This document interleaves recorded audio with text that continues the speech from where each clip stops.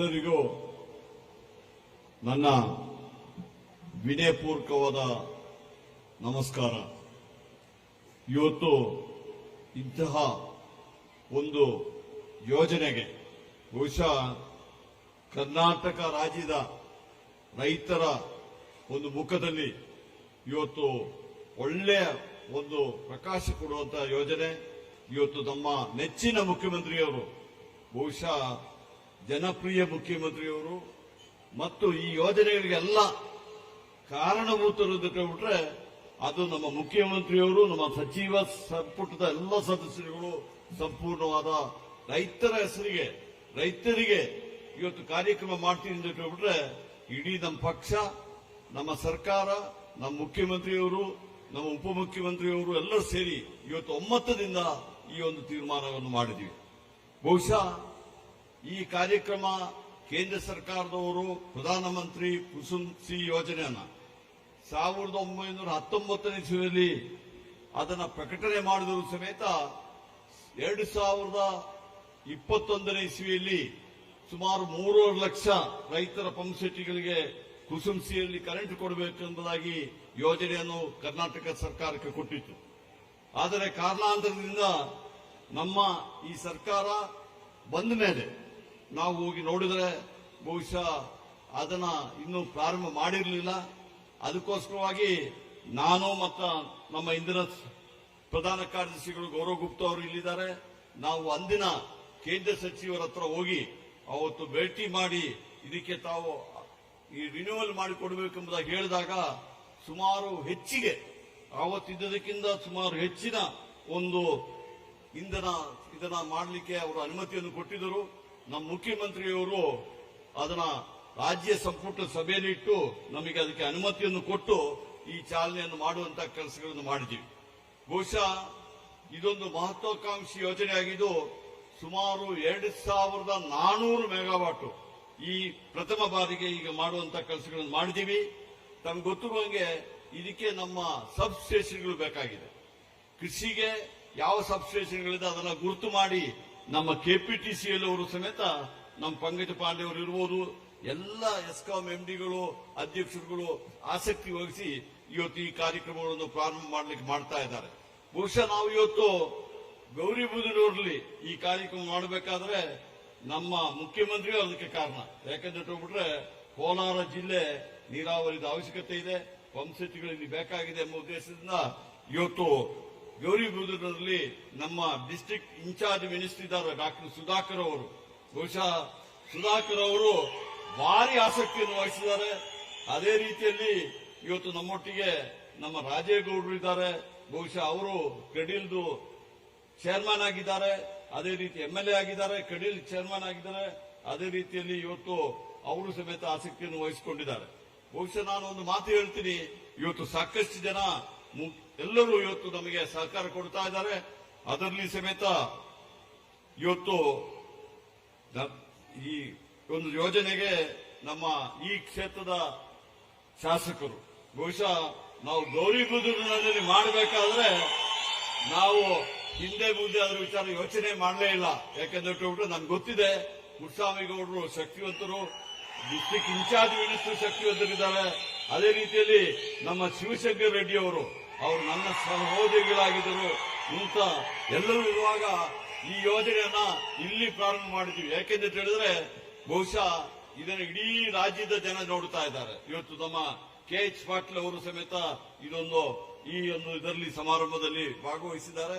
ಬಹುಶಃ video conference ಮೂಲಕ ಭಾಗವಹಿಸಿದ್ದಾರೆ. ಅದಕ್ಕೆ ನಾನೇನು ಹೇಳ್ತಾ ಇದ್ದೀನಿ, ನಾವು ಮುಖ್ಯಮಂತ್ರಿಯವರು ಇದು ಮಾಡಿದರೆ ಇಂಥ ಒಳ್ಳೆ ಯೋಜನೆಗೆ ಇಡೀ ರಾಜ್ಯದಲ್ಲಿ ಜನ ನಮ್ಮ ಎಲ್ಲರೂ ಮುಂದೆ ಬಂದುಬಿಟ್ಟು, ಶಾಸಕರು ಮುಂದೆ ಬಂದುಬಿಟ್ಟು ಎಲ್ಲಿ ಕುಸುಮ್ ಸಿ ಯೋಜನೆನ ಇವತ್ತು ಮಾಡಬೇಕೆಂಬುದಾಗಿ ಹೇಳ್ತಾ ಇದೀವಿ. ಇವತ್ತು ನಾವು ಬರೀ ಈ ಇರುವ ಸಬ್ಸ್ಟೇಷನ್ ವಿಚಾರ ಮಾತಾಡ್ತಾ ಇದೀವಿ. ಒಂದೊಂದು ವರ್ಷಕ್ಕೆ ಈ ವರ್ಷ ಸುಮಾರು 100 ಸಬ್ಸ್ಟೇಷನ್ ಮಾಡ್ತಾ ಇದೀವಿ. ಅದೇ ರೀತಿಯಲ್ಲಿ ಮುಂದೆ ಬರುವ ದಿವಸಗಳಲ್ಲಿ ಹೆಚ್ಚಿಗೆ ಸಬ್ಸ್ಟೇಷನ್ಗಳನ್ನು ಮಾಡಿ, ಹೆಚ್ಚಿನ ಕಂಡಕ್ಟ್ ಲೈನ್ಗಳನ್ನು ಮಾಡಿ, ಹೆಚ್ಚಿನ ಈ ರೀತಿಯ ಯೋಜನೆಯನ್ನು ಮಾಡಿ ಬಹುಶಃ ರಾಜ್ಯ ಸರ್ಕಾರದ ಇವತ್ತು ಈ ಕೃಷಿ ಪಂಪ್ಸೆಟ್ಗಳಿಗೆ ಸುಮಾರು 19,000 ಕೋಟಿ ರೂಪಾಯಿ. ನಿಮಗೆ ಆಶ್ಚರ್ಯ ಇರ್ಬೋದು, ನಮಗೆ 19,000 ಕೋಟಿ ರೂಪಾಯಿ ಇವತ್ತು ರೈತರಿಗೆ ಕೃಷಿ ಎಲೆಕ್ಟ್ರಿಸಿಟಿ ಸಬ್ಸಿಡಿ ಕೊಡ್ತಾ ಇದ್ದಾರೆ. ಅದು ಯಾವ ರೀತಿ ಸಬ್ಸಿಡಿ ಕೊಡ್ತಾರೆ ಅಂತ ಬಿಟ್ರೆ ನಮ್ಮ ಮುಖ್ಯಮಂತ್ರಿಯವರು ಇವರೆಲ್ಲ ಹೇಳ್ತಾರಲ್ಲ ಯೋಜನೆಗಳಿಲ್ಲ ಕಾರ್ಯಕ್ರಮಗಳಿಲ್ಲ ಅಂತ ಬಿಟ್ಟು, ನಮ್ಮ ಮುಖ್ಯಮಂತ್ರಿಯವರು ಯಾವುದೇ ಯೋಜನೆ ಮಾಡಬೇಕಾದ್ರೆ ಅದನ್ನ ಬಜೆಟ್ ಅಲ್ಲಿ ಪ್ರೊವಿಷನ್ ಮಾಡಿ ನಮ್ಮ ಎಸ್ಕಾಂಸಿಗೆಲ್ಲ ಒಂದು ತಿಂಗಳು ಮೊದಲೇ ಆ ದುಡ್ಡು ಬರುವಂತ ಕೆಲಸ ತಾವು ಮಾಡಿದ್ರೆ ಸರ್ ನಾವೆಲ್ಲ ತಮಗೆ ಅಪಾರಿ ಆಗಿದ್ದೀವಿ ಎಂಬ ಮಾತನ್ನು ಈ ಸಂದರ್ಭದಲ್ಲಿ ಹೇಳ್ತಾ ಇದೀವಿ. ಬೇರೆಯವರಂಗೆ ಸುಮ್ಮನೆ ಘೋಷಣೆ ಮಾಡೋದು, ಅದ್ರ ದುಡ್ಡು ಇಡದೆ ಸಾಲ ಇಟ್ಟುಬಿಟ್ಟು ಬಿಲ್ಲು ಕೊಡದೆ ಹೋಗುವಂತ ಕೆಲಸ ನಮ್ಮ ಮುಖ್ಯಮಂತ್ರಿಗಳು ಮಾಡ್ತಾ ಇಲ್ಲ. ಅವರು ಎಲ್ಲದಕ್ಕೂ ಮಾಡ್ತಾ ಇದ್ದಾರೆ ಎಂಬ ಮಾತನ್ನು ಹೇಳಿ, ಬಹುಶಃ ಮೊನ್ನೆ ತಾನೇ ನಮ್ಮ ಇಂಧನ ಸಚಿವರು ಕೇಂದ್ರದವರು ಬಂದಿದ್ದರು. ಅವರು ನಮಗೆ ಆಶ್ವಾಸನೆ ಕೊಟ್ಟರು, ಏನಂತ ಬಿಟ್ರೆ ಒಳ್ಳೆ ಕಾರ್ಯಕ್ರಮವನ್ನು ಮಾಡಿ ಅಂತ. ನಮ್ಗೆ ಗೊತ್ತಿದೆ ಈ ಸ್ಮಾರ್ಟ್ ಮೀಟರ್ ವಿಚಾರದಲ್ಲಿ RDSS ಸ್ಕೀಮು ನಾವು ಅವ್ರಿಗೆ ಹೇಳಿದ್ವಿ, ಸರ್ ಎಲ್ಲಾ ಕಡೆಯೂ ಸಮೇತ ತಾವು RDSS ಸ್ಕೀಮ್ ಮಾಡಿದಿರಾ, ನಮ್ಮ ಕರ್ನಾಟಕ ಮತ್ತು ತೆಲಂಗಾಣ ಎರಡೇ ರಾಜ್ಯದಲ್ಲಿ ಮಾತ್ರ RDSS ಸ್ಕೀಮ್ ಮಾಡಲಿಲ್ಲ. ಅದರಿಂದ ನಮಗೆ ಸ್ವಲ್ಪ ಹೊರೆ ಆಗ್ತಾ ಇದೆ. ಇವತ್ತು ಸ್ಮಾರ್ಟ್ ಮೀಟರ್ನ ಮಾಡಿ ಅಂತ ಹೇಳಿದವರೇ central electricity regulatory authority, Karnataka regulatory authority ಅವರೇ ಹೇಳಿದ್ರು. ಅದರ ಪ್ರಕಾರ ನಾವು ಈಗ ಮಾಡಿದ್ವಿ. ಅದು ಕೋರ್ಟ್ ಮುಂದುಗಡೆ ಇದೆ, ಕೆಲವರು ಆಪಾದನೆ ತಗೊಂಡು ಹೋಗಿದ್ದಾರೆ. ಅದಕ್ಕೆ ನಾನು ಅದರ ವಿಚಾರ ಹೆಚ್ಚಿಗೆ ಹೇಳುವುದಿಲ್ಲ. ಆದರೆ RDSS ಸ್ಕೀಮ್ ಬಂದ್ರೆ ಅದಕ್ಕೆ ಕೆಲವು ಸಲಹೆಗಳನ್ನ ಕೇಂದ್ರದಿಂದ ಕೊಟ್ಟಿದ್ದಾರೆ. ನಾವು ನಮ್ಮ ಮುಖ್ಯಮಂತ್ರಿಯವರೊಟ್ಟಿಗೆ ಕ್ಯಾಬಿನೆಟ್ ಅಲ್ಲಿ ಡಿಸ್ಕಸ್ ಮಾಡಿ ಅದಕ್ಕೆ ಪರಿಹಾರವನ್ನು ಕಂಡು ಆದಷ್ಟು ಬೇಗನೆ RDSS ಸ್ಕೀಮ್ ಅನ್ನು ತರುವಂತ ಕೆಲಸ ಮಾಡ್ತೀವಿ ಮಾತನ್ನು ತಮ್ಮಿಗೆ ಸಮೇತ ಹೇಳ್ತಾ ಇದೀವಿ. ಇದರಿಂದ ಇವತ್ತು ಯಾವ ಎಸ್ಕಾಮ್ಸ್ ಇದೆ ಅವರಿಗೆ ಮೂಲಭೂತ ಸೌಕರ್ಯವನ್ನು ಮಾಡಬೇಕಾದ್ರೆ RDSS ಸ್ಕೀಮ್ ಅಂದ್ರೆ 60% ಹಣ ಕೇಂದ್ರ ಸರ್ಕಾರದ ಬರ್ತದೆ. ನಾವು ಲೈನ್ ಮಾಡಲಿ, ಸಬ್ಸ್ಟೇಷನ್ ಮಾಡಲಿ, ಪ್ರತಿಯೊಂದಕ್ಕೆ ಬರ್ತದೆ. ಈಗ ನಮಗೆ ಇದು ಬರ್ತಾ ಇಲ್ಲ, ಅದನ್ನ ಬರುವಂಗೆ ಮಾಡ್ತೀವಿ. ಮತ್ತೆ ಸ್ಮಾರ್ಟ್ ಮೀಟರ್ ಇವತ್ತಲ್ಲ ನಾಳೆ ಇಡೀ ರಾಜ್ಯದಲ್ಲಿ ಎಲ್ಲಾ ಸ್ಮಾರ್ಟ್ ಮೀಟರ್ ಆಗಬೇಕು ಅಂತ ಆದೇಶ ಕೊಟ್ಟಿದ್ದಾರೆ. ಇವತ್ತು ಏನಾಗಿದೆ ಅಂತ ಹೇಳ್ಬಿಟ್ರೆ ನಾವು ಯಾಕೆ ಮಾಡಲಿಲ್ಲ ಇಷ್ಟರವರೆಗೆ? ನಮ್ಮ ಲೋಕಲ್ ಬಾಡೀಸು, ನಮ್ಮ ಪಂಚಾಯತ್ ರಾಜ್ಯದಿಂದೆಲ್ಲ ಬಿಲ್ಲುಗಳು ಬಾಕಿ ಇತ್ತು. ಆಗ ಕೇಂದ್ರ ಸರ್ಕಾರದವರು RDSSಗೆ ಒಂದು ಕಂಡೀಷನ್ ಹಾಕಿದರು. ಏನಂತ ಹೇಳಿದ್ರೆ, ನೀವೆಲ್ಲಾ ಬಿಲ್ಲುಗಳನ್ನ ಅವರಿಗೆ ಕೊಟ್ಟ ಮೇಲೆ, ಎಸ್ಕಾಮ್ಸಿ ಕೊಟ್ಟ ಮೇಲೆ ನಾವು ಇದನ್ನು ಒಪ್ತೀವಿ. ಅದಕ್ಕೆ ನಾವು ಮೊನ್ನೆ ಅವರಿಗೆ ಕೇಂದ್ರ ಸಚಿವರಿಗೆ ಹೇಳಿದ್ವಿ, ಸರ್ ಅದು ಕೊಡ್ಲಿಕ್ಕೆ ಕಷ್ಟ ಆಗ್ತದೆ, ನಾವು ಕೊಡಬೇಕು, ನಾವಿದ್ದೀವಿ. ನಾವು ಎಲ್ಲಾ ಎಸ್ಕಾಮ್ಸ್ ಡ್ಯೂಸ್ ಮಾಡಲಿಕ್ಕೆ ನಮ್ಮ ರಾಜ್ಯ ಸರ್ಕಾರ ಈಗಾಗಲೇ ಕ್ರಮ ತಗೊಳ್ತಾ ಇದೀವಿ. ಆದ್ರೆ ನಮಗೆ ಸಮಯಾವಕಾಶ ಬೇಕೆಂದು ಹೇಳೋದಕ್ಕೆ ಅವರೊಂದು ಸಲಹೆ ಕೊಟ್ಟಿದ್ದಾರೆ. 2% ಸೆಸ್ ಹಾಕಿ ಹರಿಯಾಣದಲ್ಲಿ ಅದೇ ತರ ಮಾಡಿದೀವಿ. ಆ ಸೆಸ್ನ ಸಪರೇಟ್ ಆಗಿ ಇಟ್ಟು ಡ್ಯೂಸ್ ಕೊಡಿ. ಆದ್ರೆ ಒಂದು ಕಂಡೀಷನ್ ಏನಂತ ಹೇಳ್ಬಿಟ್ರೆ, ಇನ್ನು ಹೊಸದಾಗಿ ತಾವು ಎಲೆಕ್ಟ್ರಿಸಿಟಿ ಕೊಡಬೇಕಾದ್ರೆ ಅದು ಪ್ರೀಪೇಯ್ಡ್ ಎಲೆಕ್ಟ್ರಿಸಿಟಿ ಆಗಿರ್ಬೇಕೆಂಬ ಗವರ್ಮೆಂಟ್ ಆಫೀಸ್ ಇರ್ಬೋದು, ಪಂಚಾಯತ್ ಇರ್ಬೋದು, ಮುನ್ಸಿಪಾಲಿಟಿ ಇರ್ಬೋದು, ಇರಿಗೇಷನ್ ಡಿಪಾರ್ಟ್ಮೆಂಟ್ ಇರ್ಬೋದು, ನೀವು ಪ್ರೀಪೇಯ್ಡ್ ಮಾಡಿ ಕೊಡಿ ಎಂಬ ಮಾತನ್ನು ಹೇಳಿದ್ದಾರೆ. ಬಹುಶಃ ಈ ಮುಂದೆ ಬರುವ ದಿವಸಗಳಲ್ಲಿ ಅದರ ಮಾಡ್ತೀವಿ ಎಂಬ ಒಂದು ಭರವಸೆಯನ್ನು ಕೊಡ್ಲಿಕ್ಕೆ ನನಗೆ ಕೊಡ್ಲಿಕ್ಕೆ ಆಗೋದಿಲ್ಲ. ಮುಖ್ಯಮಂತ್ರಿಯವರು ಮತ್ತೆ ಕ್ಯಾಬಿನೆಟ್ ಆ ಡಿಸಿಷನ್ ತಗೋಬೇಕಾಗಿದ್ದರಿಂದ ಮುಖ್ಯಮಂತ್ರಿಯವರು ಮತ್ತೆ ನನ್ನ ಕ್ಯಾಬಿನೆಟ್ ಸಹೋದರಿಗಳಲ್ಲಿ ನಾನು ಮನವಿ ಮಾಡ್ತೀನಿ, ದಯವಿಟ್ಟು ನೀವು ಇದನ್ನು ಒಪ್ಪಿ RDSS ಬರುವಂಗೆ ಕೆಲಸ ಮಾಡಬೇಕೆಂಬುದಾಗಿ ಹೇಳ್ತಾ ಇದೆ. ಇದೇ ರೀತಿಯಲ್ಲಿ ನಮ್ಮ ಸುಬ್ಬಾರೆಡ್ಡಿ ಅವರು ಸಮೇತ ಇಲ್ಲಿದ್ದಾರೆ, ನಮ್ಮ ಬಾಗೇಪಲ್ಲಿ ಶಾಸಕರು. ಮತ್ತೆ ಈಗ ನಮ್ಮ ಪ್ರದೀಪ್ ಈಶ್ವರ್ ಅವರು, ನಮ್ಮ MLCಗಳು ಅನಿಲ್ ಕುಮಾರ್ ಇದ್ದಾರೆ, ಎಲ್ಲ ಬೇರೆ ಬೇರೆ DT ಶ್ರೀನಿವಾಸ್ ಅವರಿದ್ದಾರೆ, MLC DT ಶ್ರೀನಿವಾಸ್ ಅವರಿದ್ದಾರೆ. ಅದೇ ರೀತಿಯಲ್ಲಿ ನಮ್ಮ ITBT ಕಾರ್ಯದರ್ಶಿಯಾದ ಏಕರೂಪ್ ಕೌರ್ ಅವರು ಇದ್ದಾರೆ. ಎಲ್ಲದಕ್ಕಿಂತ ಮಂಜುಳಾ ಅವರಿದ್ದಾರೆ. ಎಲ್ಲ ಜನಪ್ರತಿನಿಧಿಗಳಿಗೂ ಸಮೇತ ಎಲ್ಲ ಜಿಲ್ಲಾ ಪಂಚಾಯತ್ ಇರ್ಬೋದು, ಮುನ್ಸಿಪಾಲಿಟಿ ಇರ್ಬೋದು, ಅವರೆಲ್ಲ ಸಹಕಾರ ಕಳ್ಕೊಂಡು ಎಲ್ಲದಕ್ಕಿಂತ ಮಿಗಿಲಾಗಿ ನಮ್ಮ ಮಾಧ್ಯಮದ ಮಿತ್ರರು, ಮಾಧ್ಯಮದಲ್ಲಿ ನಮಗೆ ಪ್ರಚಾರ ಬಂದ್ರೆ ನಮಗೆ ಇದು ಬರೋದು. ಇವತ್ತು ಲ್ಯಾಂಡ್, ನಾವು ಸರ್ಕಾರಿ ಲ್ಯಾಂಡ್ ಎಲ್ಲಿದ್ದರೂ ಸಮೇತ ಅದು ಫ್ರೀ ಆಗಿ ಕೊಡಿ ಎಂಬುದಾಗಿ ಈಗಾಗಲೇ ನಮ್ಮ ಕ್ಯಾಬಿನೆಟ್ ಅಲ್ಲಿ ಮುಖ್ಯಮಂತ್ರಿಗಳು ಆದೇಶ ಕೊಟ್ಟಿದ್ದಾರೆ. ಆದ್ರೆ ಎಲ್ಲಾ ಕಡೆ ನಮಗೆ ಲ್ಯಾಂಡ್ ಸಿಗ್ತಾ ಇಲ್ಲ. ಆದ್ರಿಂದ ಖಾಸಗಿ ಲ್ಯಾಂಡ್ ಇದ್ದರೂ ಸಮೇತ 1 ಎಕರೆಗೆ 25,000 ರೂಪಾಯಿ ಪ್ರಕಾರ ಕೊಡಬೇಕು ಅಂತ ಮಾಡಿದ್ವಿ.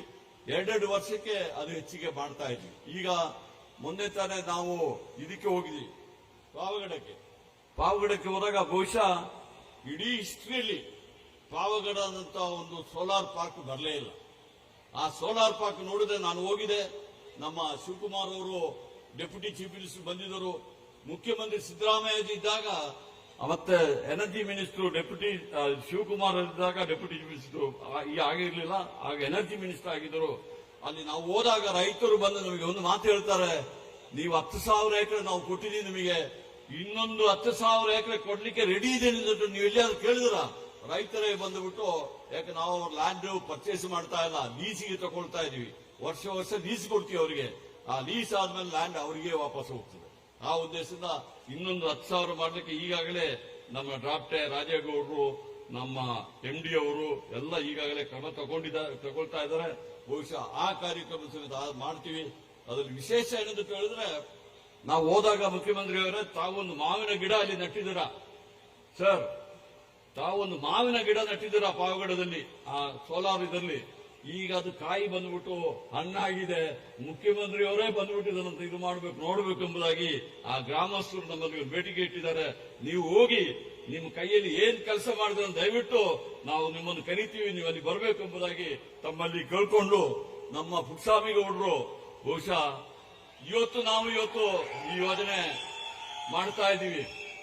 ಬಹುಶಃ ಅವರು ಈ ಜಿಲ್ಲೆಗೆ ಬರಬೇಕಾದ್ರೆ ಬಹುಶಃ ಸರಿ ಇರ್ಬೋದು, ಅವರು ಸೋಲಾರ್ ಪಾರ್ಕ್ ಮಾಡಲಿಕ್ಕೆ ಬಂದವರು. ಅವರು ಇವತ್ತು ಅವರು ಸಮೇತ ಸಾಕಷ್ಟು ಮಾಡ್ತಾ ಇದ್ದಾರೆ. ನಾನೊಂದು ಮಾತು ಹೇಳ್ತೀನಿ, ಇವತ್ತು ನಾವು ಸೂರ್ಯ ದೇವರನ್ನ ಪ್ರತಿಯೊಬ್ಬರು ನಾವು ನಮಸ್ಕಾರ ಮಾಡ್ತೀವಿ, ಪೂಜೆ ಮಾಡ್ತೀವಿ.